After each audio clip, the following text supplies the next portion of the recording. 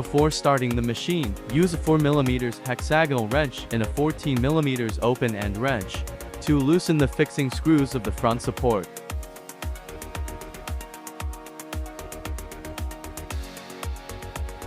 Turn on the power switch. Release the emergency stop switch. Turn on the key switch, and then wait for the controller to start up completely.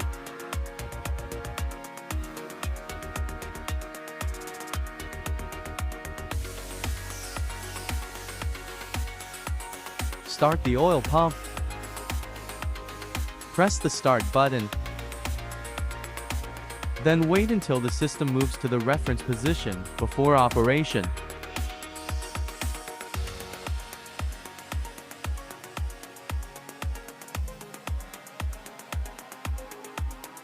Press the foot switch to move the slider to the bottom dead center. Stop the oil pump.